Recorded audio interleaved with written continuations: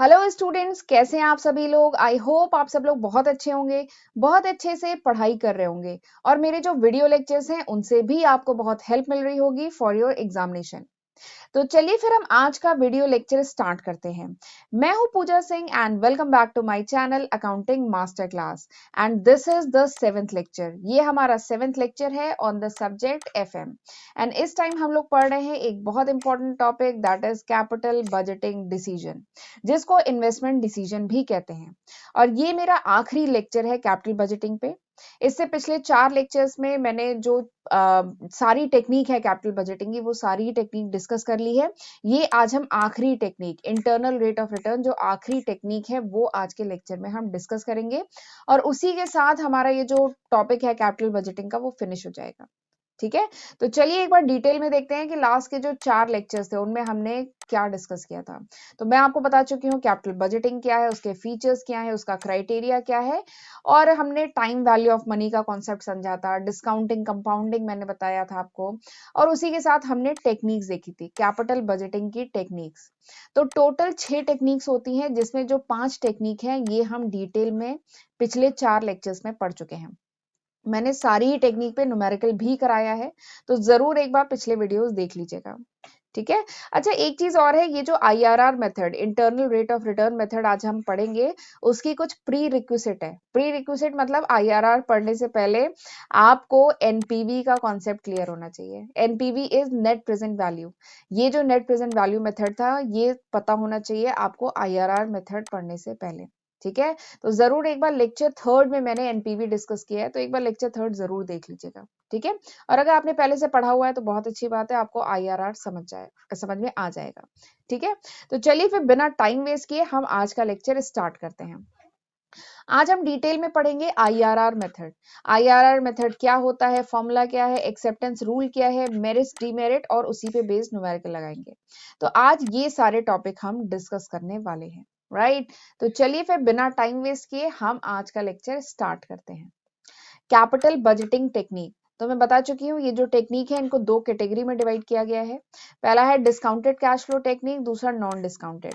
Discounted मतलब जहां पे टाइम वैल्यू ऑफ मनी को कंसीडर किया जाता है। तो 4 मेथड हैं जहां पे टाइम वैल्यू ऑफ मनी को कंसीडर किया जाता है और नॉन डिस्काउंटेड में 2 मेथड आते हैं। तो हम सारे ही मेथड पढ़ चुके हैं, आज हम केवल आईआरआर पढ़ेंगे, यही मेथड बच रहा था। ठीक है, बाकी सारे मेथड मैं पढ़ा चुकी हूँ। तो हम आईआरआर चलिए फिर स्टार्ट करते हैं। IRR, internal rate of return method. तो this is one of the discounted cash flow technique. ये क्या है, discounted cash flow technique है जहां पे जो भी कैश फ्लो होता है उसकी टाइमिंग एंड उसके मैग्नीट्यूड को कंसीडर किया जाता है। बेसिकली कह लीजिए यहाँ पर टाइम वैल्यू ऑफ मनी को कंसीडर किया जाता है। ठीक है, तो this is one of the technique जिसमें टाइम वैल्यू ऑफ मनी को कंसीडर किया जाता है। ठीक है, this is IRR, internal rate of return. अब इस मेथड के कुछ दूसरे नाम भी हैं। इसको आईआरआर मेथड भी कहते हैं, यील्ड ऑन इन्वेस्टमेंट भी कहते हैं, मार्जिनल एफिशिएंसी ऑफ कैपिटल भी कहते हैं, rate of return over cost भी कहते हैं, time adjusted rate of internal return भी कहते हैं। तो ये इसके कुछ दूसरे नाम हैं। आपको ये सारे ही नाम पता होने चाहिए क्योंकि एग्जाम में क्या पता कुछ दूसरे नाम से पूछा जाए तो। ठीक है, तो सारे नाम आपको पता होने चाहिए। अब ये आईआरआर होता क्या है, इंटरनल रेट ऑफ रिटर्न होता क्या है। ठीक है, तो इंटरनल रेट ऑफ रिटर्न वो डिस्काउंट रेट है, ठीक है, वो डिस्काउंट रेट है जिसपे present value of cash inflow and present value of cash outflow बराबर होते हैं। ठीक है, फिर से एक बार रिपीट कर रही हूँ। इंटरनल रेट ऑफ रिटर्न क्या होता है, इंटरनल रेट ऑफ रिटर्न वो डिस्काउंट रेट है, ठीक है, जिसपे present value of investment cash inflow, यानी जो भी आपका प्रोजेक्ट है, जो भी इन्वेस्टमेंट है, उस पर जो भी कैश इनफ्लो हो रहा है, ठीक है, जो भी कैश आ रहा है अगले कुछ सालों तक, उसकी प्रेजेंट वैल्यू इक्वल हो किस पे, present value of cash outflow. जो भी आउटफ्लो हो रहा है और जो इनफ्लो है उसकी प्रेजेंट वैल्यू दोनों जिस रेट ऑफ रिटर्न पे बराबर होते हैं उनको कहते हैं इंटरनल रेट ऑफ रिटर्न। ठीक, अब मैंने आपको ये बताया था एनपीवी का फॉर्मूला, याद है एनपीवी वाले वीडियो में फॉर्मूला बताया था, एनपीवी कैलकुलेट करने का फॉर्मूला ये था, C1/1 प्लस के, C2/1 प्लस के का स्क्वायर, C3/1 प्लस के का क्यूब, CN/1 प्लस के का पावर n। n मतलब नंबर ऑफ ईयर, कितने साल तक प्रोजेक्ट रन करता है। C नॉट क्या है, इनिशियल इन्वेस्टमेंट, ठीक है, इनिशियल कैश आउटफ्लो जो है दैट इज C नॉट। तो ये फॉर्मूला मैंने एनपीवी का बताया था। ठीक है, जिसमें ये क्या है, ये जो यहां से लेके यहां तक टर्म है, ये क्या है, this is the present value of cash inflow. यही तो है present value of cash inflow, यानी जो भी कैश इनफ्लो हो रहा है उसकी प्रेजेंट वैल्यू। और ये क्या है, द सी नॉट क्या है, दिस इज कैश आउटफ्लो। ठीक है, ये था। तो इंटरनल रेट ऑफ रिटर्न अभी मैंने क्या बताया, इंटरनल रेट ऑफ रिटर्न वो रेट ऑफ रिटर्न है, वो डिस्काउंट रेट है जिसपे present value of cash inflow and cash outflow क्या होता है, बराबर होता है। यानी ये टर्म और ये टर्म क्या होगा, बराबर। यानी इसी को समराइज करके लिखा है, यानी ये टर्म और ये टर्म जिस पॉइंट पे बराबर होते हैं उस पॉइंट पे जो के होता है दैट इज कॉल्ड आईआरआर, उसी को इंटरनल रेट ऑफ रिटर्न कहते हैं। और एक बात सोचिए, अगर ये और ये टर्म बराबर हो जाएंगे तो एनपीवी क्या होगा, एनपीवी तो जीरो हो जाएगा ना। ठीक है, अगर ये टर्म एंड ये टर्म यानी present value of cash inflow और कैश आउटफ्लो अगर बराबर हो जाएंगे तो एनपीवी क्या हो जाएगा, जीरो हो जाएगा। ठीक, ये बात समझ में आई। तो यानी इंटरनल रेट ऑफ रिटर्न को डिफाइन करना है तो एक तो डिफाइन आप ऐसे कर सकते हैं कि ये वो डिस्काउंट रेट है, बहुत ज्यादा मैंने गोच पोच दिया, थोड़ा सा क्लियर कर देती हूँ। ये वो डिस्काउंट रेट है जिस रेट पे cash inflow and cash outflow बराबर होता है। प्रेजेंट वैल्यू, खास बात है, present value of cash inflow and cash outflow बराबर होता है, उस डिस्काउंट रेट को हम कहते हैं इंटरनल रेट ऑफ रिटर्न। ठीक है, एक तरीका ये हो गया। दूसरा तरीका डिफाइन करने का ये हो गया कि वो internal rate of return, internal rate of return वो डिस्काउंट रेट है जिस रेट पे एनपीवी क्या है, जीरो। ठीक है, वो रेट जिसपे एनपीवी जीरो है उसको कहते हैं इंटरनल रेट ऑफ रिटर्न। क्योंकि देखिए अगर ये और ये टर्म अगर बराबर हो गए तो जरा पुट करिए तो एनपीवी क्या हो जाएगा, जीरो आ जाएगा ना। तो internal rate of return simply क्या है, वो डिस्काउंट रेट जिसपे एनपीवी जीरो हो उसको कहेंगे इंटरनल रेट ऑफ रिटर्न। दूसरा तरीका, इंटरनल रेट ऑफ रिटर्न वो रेट है जिसपे present value of cash inflow is equals to the cash outflow. ठीक है, ये बराबर हो यानी वो उस डिस्काउंट रेट को कहेंगे इंटरनल रेट ऑफ रिटर्न। ठीक, अब एक बात है, यहाँ पे वर्ड इंटरनल क्यों यूज किया गया है। इससे पहला जो मेरा 6 लेक्चर था उसमें मैंने पढ़ाया था अकाउंटिंग रेट ऑफ रिटर्न। तो उसे अकाउंटिंग रेट ऑफ रिटर्न इसलिए कहते थे क्योंकि वहां पे अकाउंटिंग इंफॉर्मेशन को यूज करते थे। ठीक है, इन्वेस्टमेंट की प्रॉफिटेबिलिटी को यूज कर कैलकुलेट करने के लिए हम वहां पे अकाउंटिंग डेटा यूज करते थे, इसलिए उसे कहते थे अकाउंटिंग रेट ऑफ रिटर्न। इसका नाम है इंटरनल रेट ऑफ रिटर्न। क्यों, क्योंकि यहाँ पे केवल जो इन्वेस्टमेंट की जो इंटरनल इंफॉर्मेशन है, जैसे जो भी आउटले हो रहा है, जो भी कैश आउटफ्लो है और जो भी प्रोसीडिंग्स है, जो भी कैश इनफ्लो हो रहा है इन्वेस्टमेंट से रिलेटेड, ठीक है, केवल उसी को यूज किया जाता है इस मेथड में इन्वेस्टमेंट की प्रॉफिटेबिलिटी को कैलकुलेट करने के लिए। ठीक है, नॉट ऑन एनी रेट, कोई दूसरा रेट जो आउटसाइड द इन्वेस्टमेंट हो, ठीक है, प्रोजेक्ट के बाहर कोई दूसरा रेट हो उसको नहीं यूज किया जाता है इस मेथड में प्रोजेक्ट की प्रॉफिटेबिलिटी को कैलकुलेट करने के लिए। इसीलिए इस मेथड का नाम क्या है, इंटरनल रेट ऑफ रिटर्न। इस मेथड का क्या नाम है, इंटरनल रेट ऑफ रिटर्न, क्योंकि यहाँ पे जो भी इन्वेस्टमेंट की इंटरनल इन्फॉर्मेशन है, जो भी कैश इनफ्लो है, जो भी कैश आउटफ्लो है, इंटरनल इन्फॉर्मेशन को यूज किया जाता है। ठीक, इसलिए इसका नाम है इंटरनल रेट ऑफ रिटर्न। अब अगर बात करें ये जो आईआरआर मेथड है और एनपीवी मेथड है, इनमें क्या रिलेशन है। तो आईआरआर मेथड में जो इक्वेशन हम यूज करेंगे this is same as we used in NPV method. जो हमने एनपीवी मेथड में जो इक्वेशन यूज किया था वही यहाँ पे भी हम यूज करेंगे आईआरआर मेथड में। लेकिन डिफरेंस क्या है, एनपीवी मेथड में जो डिस्काउंट रेट था वो हमें नोन होता था, this is assume to be known, वो नोन होता था। और एनपीवी मेथड में हम एनपीवी कैलकुलेट करते थे। एनपीवी मेथड में हम क्या करते थे, एनपीवी कैलकुलेट करते थे। लेकिन आईआरआर मेथड में क्या होता है, आईआरआर मेथड में जो डिस्काउंट रेट है, जो आर है या जो के, कहीं पे आपको के से रिप्रेजेंट किया मिलेगा, कहीं पे आर से रिप्रेजेंट किया मिलेगा। बेसिकली ये क्या होता है, ये होता है डिस्काउंट रेट। ठीक है, तो आईआरआर मेथड में जो डिस्काउंट रेट है वो आपको डिटरमाइन करना होता है, वो डिस्काउंट रेट जिसपे एनपीवी जीरो है।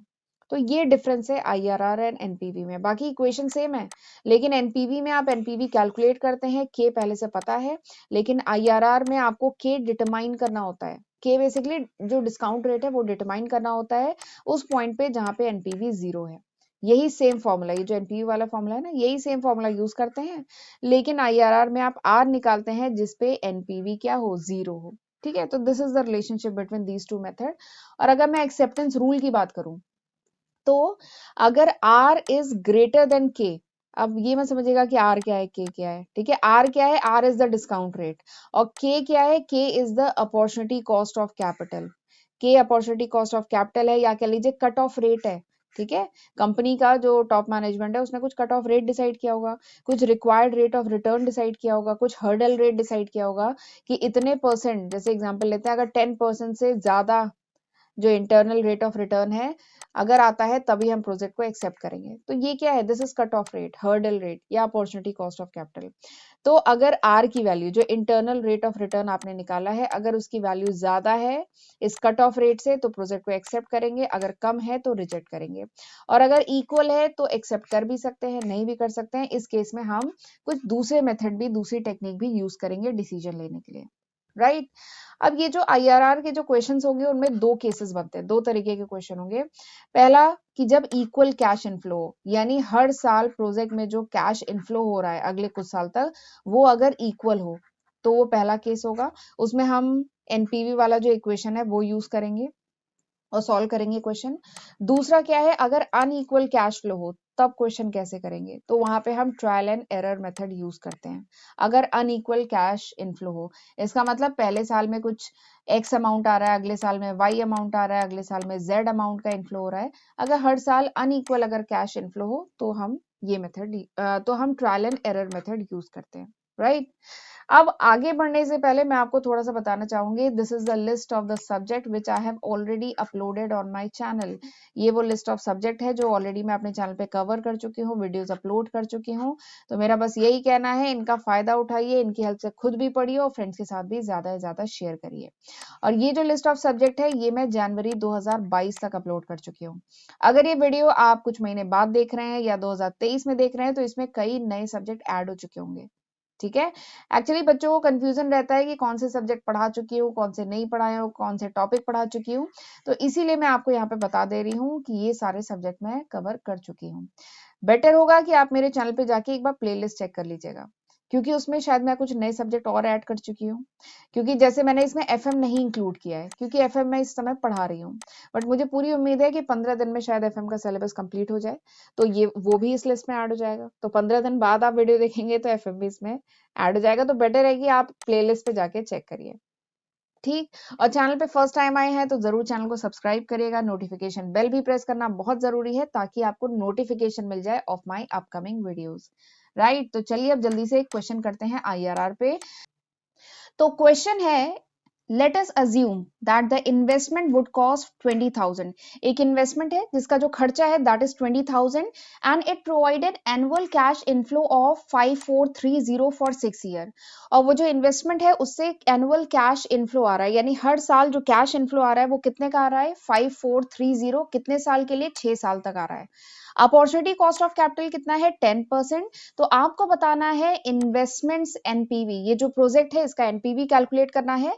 और इसके साथ ही बताया गया है कि अगर 5430 एन्यूटी है यहाँ पे 6 ईयर तक, तो एनपीवी तो फाइंड आउट करना ही है, उसके साथ आपको प्रोजेक्ट का आईआरआर, आईआरआर मतलब इंटरनल रेट ऑफ रिटर्न भी कैलकुलेट करना है, ठीक। यहाँ पे जो 5430 है दिस इज एन्यूटी। एन्यूटी मतलब एक अगर इक्वल अमाउंट हर साल, एक इक्वल अमाउंट एक इक्वल इंटरवल पे अगर रिसीव होता है तो दिस इज एन्यूटी, या अगर उसका पेमेंट करते हैं तो उसे एन्यूटी कहते हैं, ठीक है। तो 5430 एन्यूटी है for 6 year. This is the information given in the question और आपको कैलकुलेट करना है एनपीवी एंड आईआरआर। तो चलिए कैलकुलेट करना शुरू करें।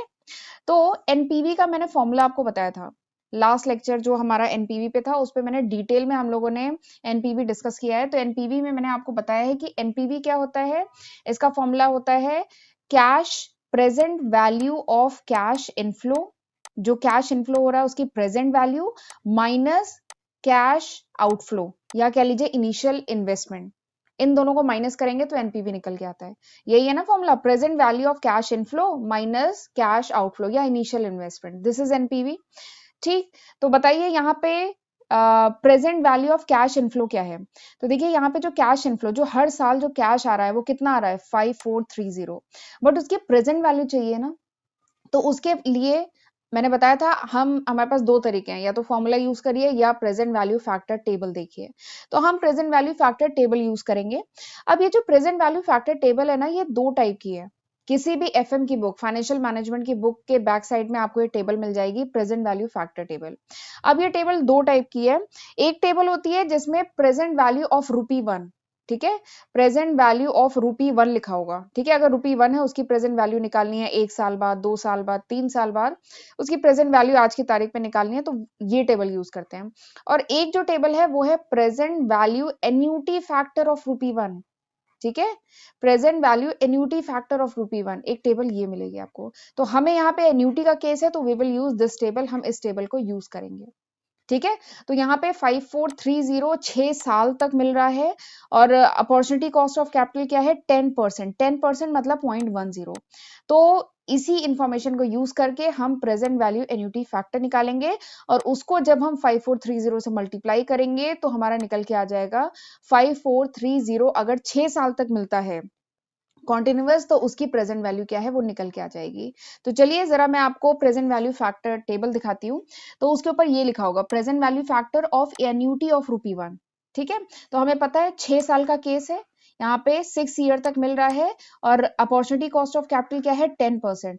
तो 6 ईयर पे 10% जरा देखिए कितना आ रहा है 4.355, यानी प्रेजेंट वैल्यू एन्युटी फैक्टर क्या है 4.355। तो हम क्या करेंगे 5430 को, ये देखिए 5430 को 4.355 से मल्टीप्लाई कर देंगे, तो हमारा क्या आ जाएगा, हमारा आ जाएगा प्रेजेंट वैल्यू ऑफ ये जो कैश इनफ्लो है, ठीक है, 6 साल तक जो कैश इनफ्लो हो रहा है उसकी प्रेजेंट वैल्यू आ जाएगी। ये निकाल लिया, अब इसमें से माइनस करेंगे क्या, कैश आउटफ्लो यानी इनिशियल इन्वेस्टमेंट, जो भी इनिशियल इन्वेस्टमेंट था उसको माइनस करेंगे। तो इनिशियल इन्वेस्टमेंट कितना है 20,000 था ना, तो 20,000 को माइनस करेंगे, जब आप इसका कैलकुलेशन करेंगे you will get this one, आपका आ जाएगा 3648। मैं यहाँ पे केवल तरीका बता रही हूँ, कैलकुलेशन आप खुद करिएगा, आप पाएंगे एनपीवी प्लस 3648। तो देखिए यहाँ पे एनपीवी क्या आया है पॉजिटिव आया है, तो इसका मतलब क्या है प्रोजेक्ट मतलब सूटेबल है इन्वेस्टमेंट के लिए, ठीक। इसके साथ ही आपको आईआरआर भी कैलकुलेट करने के लिए कहा जा रहा है। आईआरआर क्या होता है इंटरनल रेट ऑफ रिटर्न, इसी लेक्चर में डिटेल में मैंने पढ़ाया है आईआरआर। आईआरआर वो रेट ऑफ रिटर्न होता है at which NPV equals to 0, ठीक है, दो तरीके से आप डिफाइन कर सकते हैं। आईआरआर वो रेट ऑफ रिटर्न है जिसपे एनपीवी 0 है, या आईआरआर कह लीजिए वो रेट ऑफ रिटर्न होता है जिसपे present value of cash inflow is equals to the initial investment, ये दोनों बराबर होते हैं, ठीक है, ये दोनों बराबर होंगे तो अपने आप एनपीवी 0 हो जाएगा, ठीक है। तो आईआरआर अब हमें कैलकुलेट करना है, तो जरा इसी फॉर्मूले में हम एनपीवी को 0 पुट करते हैं और जो आर की वैल्यू होगी वही क्या होगा IRR internal rate of return, ठीक। तो एनपीवी को हमने पुट किया 0 और यही जो फॉर्मूला ऊपर लिखे थे -20,000 प्लस 5430, इंफॉर्मेशन यही है कि 5430 का जो अमाउंट है 6 साल तक, this is an annuity for 6 year, ये 6 ईयर के लिए एन्यूटी है 5430। तो यहाँ पे प्रेजेंट वैल्यू एन्यूटी फैक्टर से हम इसे मल्टीप्लाई करेंगे, लेकिन जो आर है वो हमें फाइंड आउट करना है, यही तो है आईआरआर, ये जो आर है ये इंटरनल रेट ऑफ रिटर्न, यही तो हमें फाइंड आउट करना है। और ईयर कितने हैं 6 ईयर है, ठीक है। तो बेसिकली हमें इस इक्वेशन को सॉल्व कर लेंगे आर के लिए, तो हमारा इंटरनल रेट ऑफ रिटर्न निकल आएगा। इंटरनल रेट ऑफ रिटर्न क्या होता है वो रेट ऑफ रिटर्न जिसपे एनपीवी 0 है, तो एनपीवी 0 तो इसी वाले इक्वेशन में -20,000 प्लस 5430 पीवीएफ 6 आर, 6 क्या है 6 ईयर और आर क्या है इंटरनल रेट ऑफ रिटर्न जिसपे एनपीवी 0 हो, ठीक। तो चलिए अब इसको कैलकुलेट करते हैं, ये -20 है तो -20 को हम इस तरफ ले जा सकते हैं, तो -20 इधर जाके +20 बन गया equals to 5430 present value annuity factor 6 R, ठीक है। अब जरा present value annuity factor 6 R इधर लिखा, 20,000 को 5430 से डिवाइड किया, आपकी वैल्यू आ गई 3683, 3683 आ गई, ठीक है। यानी present value annuity factor 6 R equals to 3683, ये आ गया। अब इसका मतलब क्या, इसका मतलब है वो रेट जो विच गिव्स पीवीएफ यानी प्रेजेंट वैल्यू एन्युटी फैक्टर, जिस रेट का 3.683 आता है फॉर 6 ईयर, यानी प्रेजेंट वैल्यू एन्युटी फैक्टर क्या आया है 3.683 आए, उस रेट को हम क्या कहेंगे आईआरआर। ये बात समझ में आ रही है, आईआरआर क्या है, आईआरआर वो रेट ऑफ रिटर्न है जिस रेट पे 6 ईयर के लिए जब हम देखेंगे प्रेजेंट वैल्यू एन्युटी फैक्टर को, तो वैल्यू क्या है 3.683 आए, यानी अगेन आपको present value annuity factor table देखनी होगी, ठीक है। तो यहाँ पे चलिए टेबल देखते हैं, तो यहाँ तक तो अगर आप इस टेबल में 1 से लेके 10% और यहाँ पे ईयर में आप देखेंगे और 1 से 10% में देखेंगे, तो इस टेबल ऊपर वाली टेबल में देखेंगे तो कहीं पे भी 3.683 कहीं पे भी नहीं आ रहा है, तो यानी आपको परसेंटेज इसके आगे के परसेंट देखने पड़ेंगे। 12%, 14, 16% देखते हैं। तो हमें तो 6 ईयर पे देखना है, यानी ये वाली रो हमें देखनी है। तो 6 ईयर में जब आप इस रो को देखेंगे, तो अब देखिए किसी रो में जो वैल्यू है वो क्या 3.683 के आसपास है? तो हाँ, ये देखिए 3.683 है। ठीक है? तो प्रेजेंट वैल्यू एन्युटी फैक्टर 3.683 जो 6 ईयर के लिए आ रही है, वो किस रेट ऑफ रिटर्न पे आ रही है? वो 16% रेट ऑफ रिटर्न पे आ रही है। तो यही क्या है? IRR। ऐसे निकाला जाएगा IRR। ये बात समझ में आई?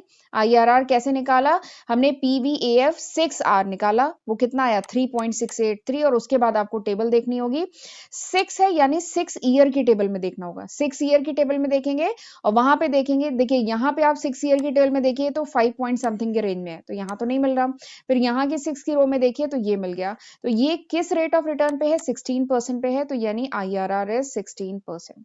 तो इस तरीके से निकाला जाएगा प्रोजेक्ट का IRR। एनपीवी एंड IRR इस तरीके से निकलेंगे। प्रेजेंट वैल्यू फैक्टर टेबल आपको यूज करनी पड़ेगी। ठीक है, चलिए, तो आई होप आपको ये क्वेश्चन समझ में आ गया होगा। अब हम आगे बढ़ते हैं। अब जल्दी से आपको मेरिट्स और डीमेरिट्स बता देती हूँ। ये जो IRR मेथड है, इसका फायदा क्या है, इसके मेरिट्स क्या है? सबसे पहला इसका मेरिट ये है, मतलब इसका पॉजिटिव पॉइंट ये है कि it consider all cash flow. इस मेथड में जितने भी प्रोजेक्ट के कैश फ्लो हैं, सारे कंसीडर किए जाते हैं। आपने पे बैक पीरियड में मेथड में देखा था कि पे बैक पीरियड के बाद के कैश फ्लो नहीं इंक्लूड किए जाते थे, वो उसका निगेटिव पॉइंट था। लेकिन IRR मेथड में सारे कैश फ्लो इंक्लूड किए जाते हैं, कंसीडर किए जाते हैं। तो दिस इज पॉजिटिव पॉइंट। दूसरा पॉजिटिव पॉइंट क्या है? टाइम वैल्यू ऑफ मनी को कंसीडर करता है ये। ठीक है, तीसरा पॉजिटिव पॉइंट ये है कि हमने पढ़ा था financial goal of the firm. Firm का मतलब मेन फाइनेंशियल गोल क्या होता है? तो हमने पढ़ा था वेल्थ मैक्सिमाइजेशन, पढ़ा था ना वहां पे, वेल्थ मैक्सिमाइजेशन। तो IRR जो मेथड है, it is consistent with the wealth maximisation principle. Wealth maximisation principle से कंसिस्टेंट है ये मेथड, तो ये इसका एक पॉजिटिव पॉइंट है। तो ये 3 पॉजिटिव पॉइंट है। लेकिन अगर इसके नेगेटिव पॉइंट डीमेरिट्स की बात करें, तो पहला डीमेरिट इसका ये है कि कैश फ्लो को एस्टिमेट करना is a difficult task, it's a tedious task, मुश्किल है कैश फ्लो को एस्टिमेट करना। आपको कैश फ्लो तो निकालना पड़ेगा ना, तो वो एक नेगेटिव पॉइंट है इसका। और दूसरा इसका एक डीमेरिट ये है कि it does not hold the additivity principle. ये जो एडिटिविटी प्रिंसिपल है, इसको होल्ड नहीं करता। इसका मतलब क्या है? जब एनपीवी मेथड जो अगर हम यूज करते हैं, तो NPV of A project plus NPV of B project is equal to NPV of A plus B, ये ट्रू होता है। जबकि अगर मैं सेम एडिटिविटी प्रिंसिपल IRR पे लगाऊं, तो it does not hold good, ये ट्रू नहीं होता कि IRR ए और बी का जो है IRR ए और IRR बी के बराबर हो, ऐसा नहीं होता है। ठीक है, तो ये जो IRR मेथड है, इंटरनल रेट ऑफ रिटर्न है मेथड, ये एडिटिविटी प्रिंसिपल को मतलब ट्रू नहीं होल्ड करता। तो this is one of the demerit. ठीक है, तो this was all about today's lecture. ये था पूरे आज का लेक्चर का कंटेंट। आई होप अब आपको IRR मेथड अच्छे से समझ में आ गया होगा। ठीक है, और इसी के साथ हमारा जो पूरा कैपिटल बजटिंग का जो पूरा टॉपिक था, पूरा चैप्टर था, वो इसी के साथ खत्म होता है। मैंने पूरे 6 टेक्निक बहुत डिटेल में, शायद 5 लेक्चर्स में, मैंने काउंट नहीं किया, 5 लेक्चर्स में शायद मैंने पूरी ये टेक्निक खत्म की है। अब हम अगले लेक्चर से वर्किंग कैपिटल मैनेजमेंट स्टार्ट करेंगे। ठीक है, तो चलिए फिर मिलते हैं अगले लेक्चर में। और अगर ये लेक्चर पसंद आया, समझ में आया, तो प्लीज जरूर इसको लाइक करिएगा। ठीक है, तो चलिए फिर मिलते हैं अगले लेक्चर में। तब तक अपना ध्यान रखिएगा। God bless you.